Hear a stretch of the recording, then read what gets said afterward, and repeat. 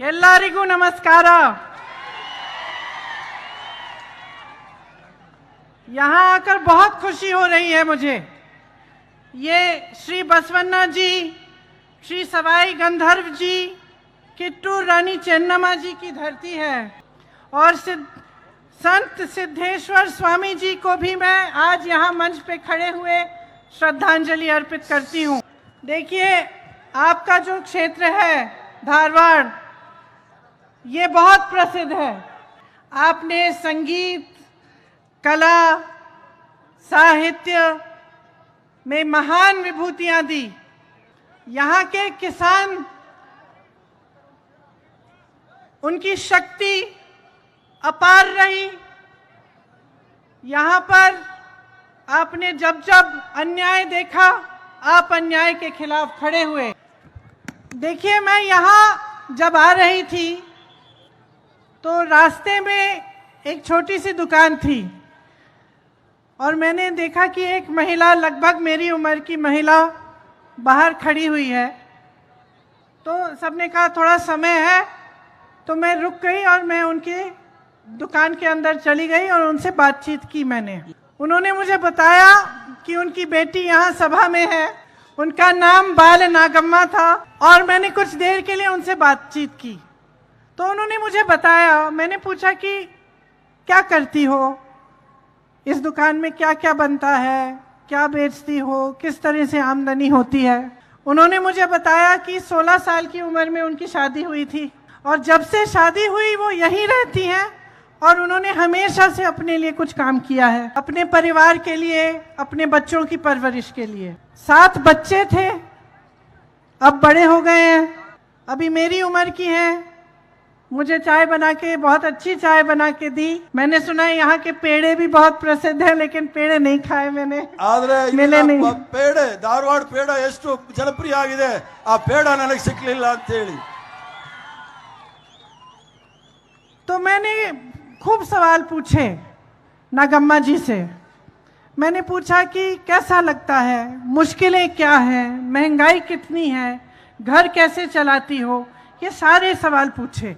और उनकी बातों से मुझे एक बात समझ में आई कि जो मेरी बहनें यहाँ बैठी हैं, आपके जैसे, मेरे जैसे, वो ये सब काम इसलिए कर रही थी कि अपने बच्चों का भविष्य मजबूत बने। क्योंकि हम जो भी हैं, चाहे हम महिला हो, हम पुरुष हो, जब हम एक उम्र के हो जाते हैं, बच्चे होते हैं, परिवार होता है, तो हम हमेशा यही चाहते हैं कि बच्चे बड़े होकर उनका भविष्य अच्छा हो, सही सलामत हो, खुश रहें, यही चाहते हैं। तो हम सब जो चाहते हैं वो एक ही चीज़ है, हम चाहते हैं कि हमारे बच्चे भी हमारी संस्कृति सीखें, समाज से सीखें, हमारी सभ्यता क्या है, ये सब चाहते हैं। तभी हमें गर्व होता है कि हमने कुछ किया। जब हम देखते हैं कि हमारे बच्चों का भविष्य है, कोई नौकरी कर रहा है, कोई सभ्य है, अच्छी तरह से सबसे बातचीत करता है, अपनी संस्कृति को भी समझता है। इसीलिए हम समाज से भी और सरकार से भी हम यही चाहते हैं कि हमारे भविष्य को मजबूत बनाने के लिए सरकार काम करे, हमारी संस्कृति, हमारी सभ्यता पे हमें गर्व हो, हमारी सरकार पे हमें गर्व हो। क्योंकि सरकार सिर्फ हमारे वोट देने का मामला नहीं होता है कि 5 सालों में जब चुनाव आएगा तो हम किसको वोट देंगे। हम आते हैं, हम आपको बताते हैं कि कांग्रेस पार्टी क्या करना चाहती है, दूसरी पार्टी आती है, वो भी बताती है कि क्या करना चाहती है। आप उस आधार पर तय करते हो कि किसको वोट देना है। लेकिन आपको समझना पड़ेगा आज कि सरकार की आपके जीवन में कितनी बड़ी भागीदारी है। जब आप वोट देते हो तो कितनी महत्वपूर्ण चीज है कि आप करने जा रहे हो। खास तौर से मेरी बहनें, नागम्मा ने मुझे बताया कि सिलेंडर नहीं खरीद पाते, इतना महंगा हो गया है। मुझे बताया कि पहले चावल मिलती थी, अब 60 रुपए के लिए मिलती है और जो चावल मिलती है सरकार से वो खाने लायक नहीं है। ज्यादातर जब मैं कर्नाटका आती हूँ, अभी भी यहाँ पे भी और इससे पहले भी जहाँ थी, जब मैंने जनता से बात की तो मैंने पूछा कि नौजवान पढ़े लिखे हैं? सब पढ़े लिखे हैं, चाहे बाल नागम्मा का बेटा हो, चाहे किसान का बेटा हो, चाहे मजदूर का बेटा हो, आप सब ने अपनी मेहनत से, अपनी ईमानदारी की कमाई से अपने बच्चों की परवरिश की और अपने बच्चों को शिक्षा दिलवाई। यहाँ तक कि पूरे देश को कर्नाटका पर गर्व है। लेकिन जहाँ जहाँ मैंने पढ़े लिखे नौजवान देखे, मैंने ये भी देखा कि वो बेरोजगार हैं। आपने मेहनत से पढ़ाया लिखाया, ईमानदारी से काम किया, तो आपने अपनी सरकार से भी ये उम्मीद की कि आपकी मेहनत के लिए सरकार भी ईमानदारी से काम करके आपके लिए कुछ करेगी। लेकिन ऐसा नहीं हुआ। बहनों और भाइयों, जो सरकार 3.5 साल पहले यहाँ कर्नाटका में बनी, उसकी शुरुआत ही ईमानदार नहीं थी। आप सोचिए, इससे पहले जो कांग्रेस की सरकार बनी थी, उसने किसान के कर्ज माफ करने शुरू किए थे। अन्न भाग्य कांग्रेस ने शुरू किया, पशु भाग्य था, किसानों के लिए कृषि भाग्य था, आपके स्वास्थ्य के लिए आरोग्य भाग्य था, शिक्षा के लिए विद्याश्री थी, खाने के लिए इंदिरा कैंटीन बनाए गए। ये सारी योजनाएं आपकी भलाई के लिए बनी थी। आज भी जहां कांग्रेस की सरकार है, छत्तीसगढ़ में 18 लाख किसानों के कर्ज माफ किए गए हैं। धान का सबसे ज्यादा एमएसपी 2,660 रुपए आज छत्तीसगढ़ में कांग्रेस की सरकार दे रही है। किसानों को 9,000 रुपए पर एकड़ सब्सिडी मिल रही है। मजदूरों को 7,000 रुपए हर साल मिल रहे हैं उनकी मदद के लिए। पुरानी पेंशन स्कीम लागू है। राजस्थान में कांग्रेस की सरकार है, वहां भी लागू है। राजस्थान में स्वास्थ्य आपका अधिकार बना हुआ है। किसानों का भी कर्ज माफ हुआ। और इसी तरह से हिमाचल प्रदेश में पुरानी पेंशन स्कीम शुरू कर दी है और आस्ते आस्ते जितने वादे किए वो पूरे करने का पूरा प्रयास हो रहा है। तो देखिए, जब सरकार ईमानदार होती है, जब सरकार चाहती है कि आपके लिए कुछ काम करे, तो करके दिखाती है। हम कर्नाटका के लिए, कर्नाटका के भविष्य के लिए बहुत काम करना चाहते हैं। प्रगति लाने की 100% हम गारंटी देना चाहते हैं। आपको मालूम नहीं होगा, आज की जो भाजपा की सरकार है, इसमें 2.5 लाख सरकारी पद खाली हैं। मतलब 2.5 लाख बच्चों को रोजगार मिल सकता था। ये पद खाली हैं, लेकिन यहाँ के नौजवानों को नहीं मिले हैं। हम गारंटी देते हैं कि हम ये पद भरेंगे। हम आपकी मेहनत की आदर करते हैं। हम जानते हैं आपने मेहनत से पढ़ाया लिखाया अपने बच्चों को, और ये जो रोजगार है, ये नौकरियां जो है, ये आपके बच्चों का हक है। हम एक योजना शुरू करना चाहते हैं, युवा निधि। युवा निधि का मतलब है कि जो युवा ग्रेजुएट है लेकिन उसको अभी नौकरी नहीं मिली, उसको हर महीने 3,000 रुपए सरकार देगी।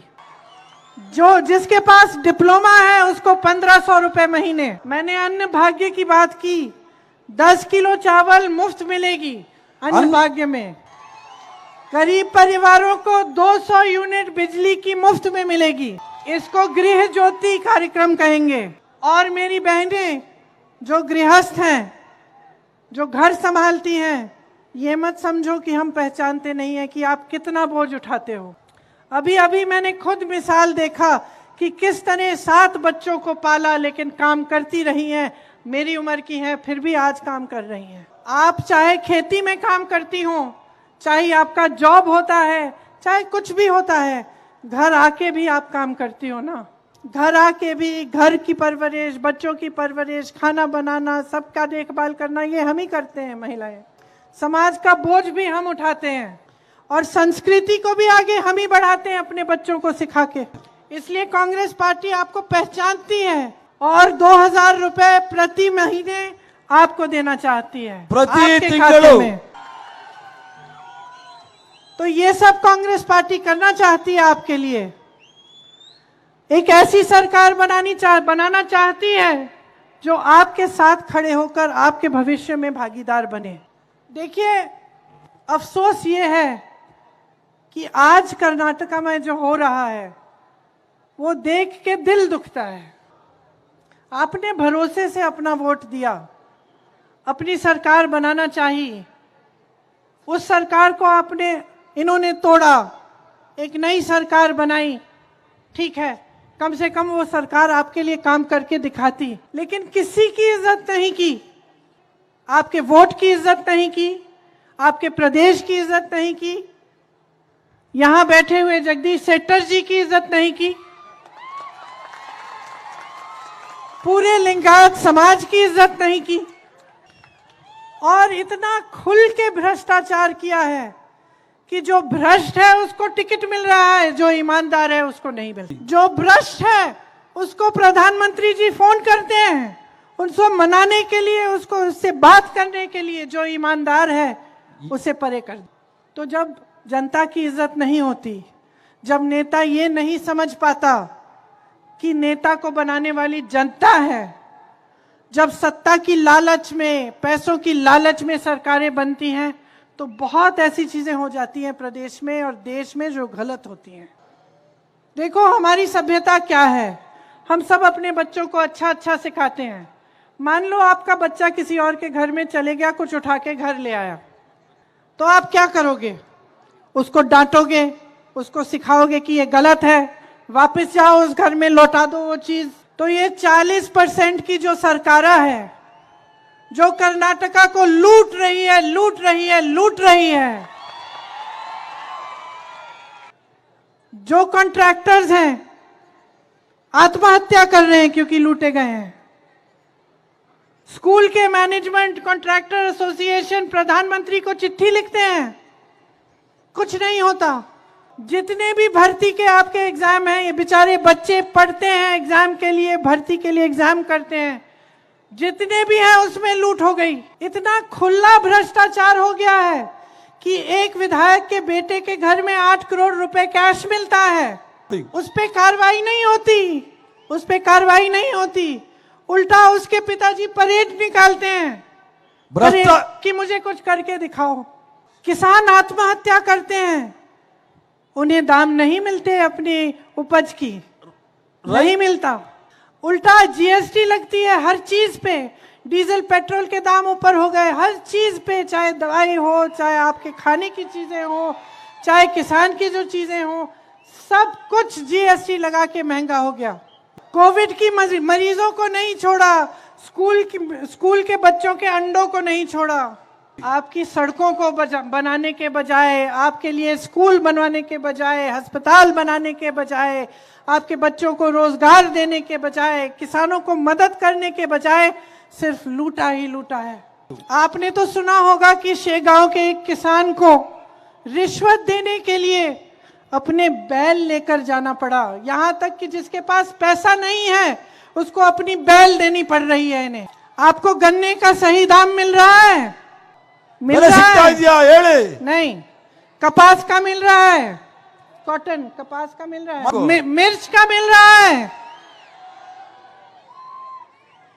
आपके यहाँ महादाई प्रोजेक्ट था, कांग्रेस ने शुरुआत की थी, उसके बाद ट्राइब्यूनल भी बनाई कि गोवा के साथ बातचीत करने के बाद में कोई समझौता हो और ये महादाई प्रोजेक्ट बन पाए। इन्होंने क्या किया? क्योंकि इनको परवाह ही नहीं है, इनको सिर्फ लूट से मतलब है और सत्ता में रहने से मतलब। आप सोचिए, 1.5 लाख करोड़ रुपए आपसे लूटे हैं, आपसे लूटे हैं, प्रदेश से लूटे हैं। आपको पता है 1.5 लाख करोड़ रुपए में 100 एम्स के अस्पताल बन सकते थे, 2250 किलोमीटर की 6 लेन की एक्सप्रेसवे बन सकती थी, 187 ईएसआई हॉस्पिटल बन सकते थे, 30,000 स्मार्ट क्लासरूम बन सकते थे, 100 किलोमीटर लंबी मेट्रो बन सकती थी, 750 किलोमीटर, 30 लाख अफोर्डेबल हाउसिंग के गरीबों के लिए घर बन सकते थे, 30 लाख गरीब परिवारों का फायदा हो सकता था, सर पे छत मिल जाए। हर तरफ भ्रष्टाचार, हर तरफ आपकी इज्जत का अपमान, हर तरफ। नंदिनी को देखिए, आपने बनाया नंदिनी को, कर्नाटका का अपना है, और आज ये कहते हैं कि नंदिनी में गुजरात का जो कोऑपरेटिव है अमूल, उसको मर्ज करना चाहिए, दोनों को इकट्ठा कर देना चाहिए। आज ये कहते हैं कि नंदिनी दूध इकट्ठा नहीं कर रही है। तो ये कैसे है बताओ कि जब कांग्रेस की सरकार थी तो क्षीरा भाग्य था, अब ये कैसे है कि क्षीरधारे था? क्योंकि ज्यादा दूध था तो वो दूध स्कूल के बच्चों को भी मिल सकता था, और 5 रुपए पर लीटर आपको दूध के लिए मिलता था, किसान जो इकट्ठा करता था उसको। तो कैसे हो सकता है कि आज अचानक कम हो गया? ये कह रहे हैं, इसलिए कह रहे हैं और करवा रहे हैं ताकि दूध मिलना कम हो, और फिर वो बोले कि गुजरात से अमूल आएगा और नंदनी को खा जाएगा। धोखा दिया है आपको, हर स्तर पर धोखा दिया है।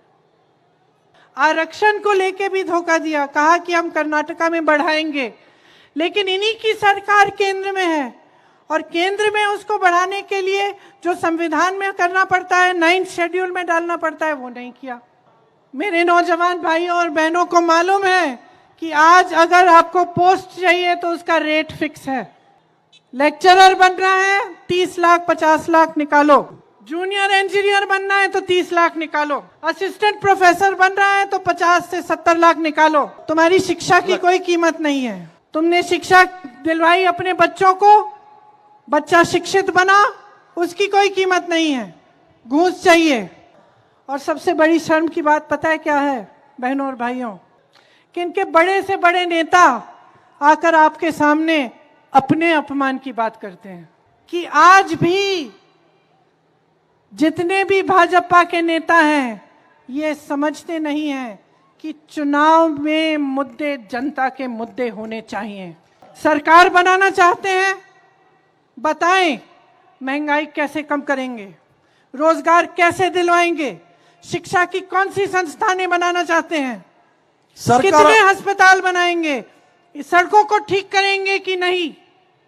ये समझ नहीं रहे हैं कि सरकार आपके लिए बन रही है बहनों और भाइयों। इनकी सत्ता, इनकी लालच, इनको लूटने के लिए नहीं बनाई जा रही है। जब सरकार बनती है, जनता बनाती है, और सरकार रोज रोज जनता को लूटने का काम करती है, तो सबसे बड़ा अपमान जनता का होता है। और मैं आपसे सिर्फ एक चीज मांगूंगी, वोट नहीं मांगूंगी, मैं सिर्फ एक चीज मांगूंगी। मेरी बहनों, अभी मैंने आपको बाल निगम्मा के बारे में बताया। मैंने उनसे पूछा वोट कैसे देती हो, और उन्होंने मुझे कहा कि जो भी मुझे कहते हैं दे देती हूँ। मैंने उनसे कहा तुम 54 साल की हो, मैं 51 साल की हूँ। मैंने कहा तुम 54 साल की हो, मैं 51 साल की हूँ। तुम मेरी बहन हो, नानो, तो मैं तुम्हारे लिए, तुम्हारी भलाई के लिए तुम्हें कुछ कहना चाहती हूँ। नानो, और मेरी बहनों, आप सब यहाँ बैठी हो, मेरे भाई आप भी, मैं आपकी भलाई के लिए भी यही बात कहूंगी।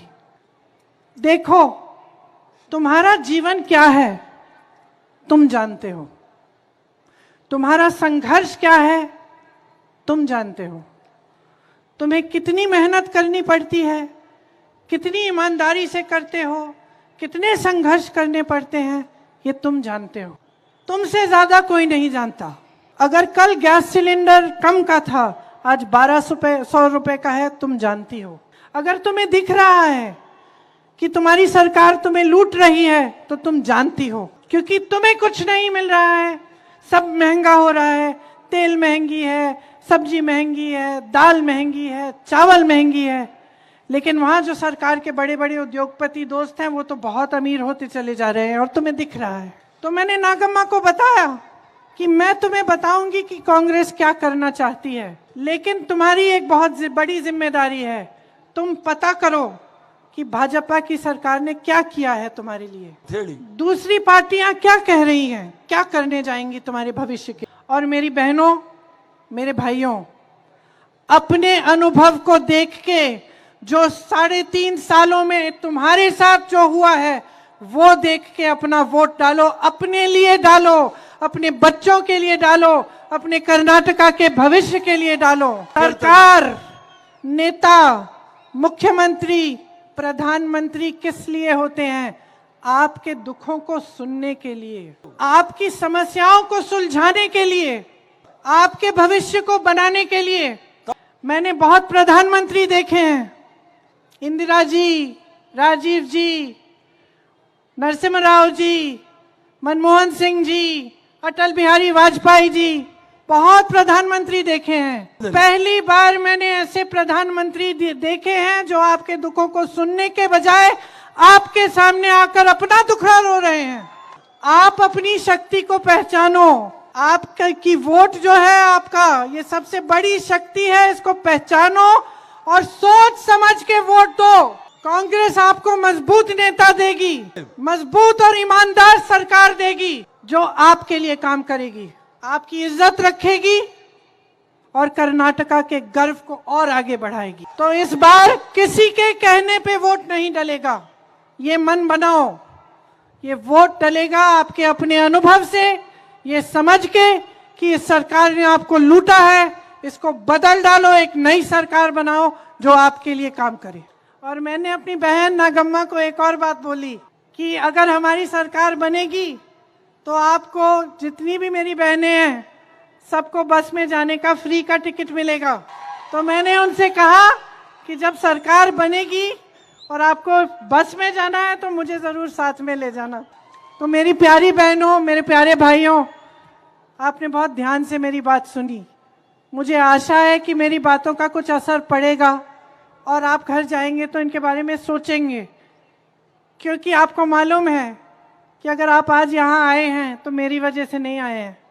आप आज यहाँ आए हैं तो इस वजह से आए हैं क्योंकि आपको इंदिरा जी पे भरोसा था और क्योंकि आप जानते हैं कि ऐसे नेता भी होते हैं जो ईमानदारी से आपके लिए काम करते हैं। तो आज उन्हें भी श्रद्धांजलि देते हुए मैं आप सबको धन्यवाद देती हूँ कि आप यहाँ आए, मेरी बातें सुनी, और मैं जानती हूँ कि आप कांग्रेस को जिताएंगे, एक नई सरकार, एक नया उजाला लाएंगे कर्नाटका। मेरे साथ कहिए, कर्नाटका की जय, कर्नाटका की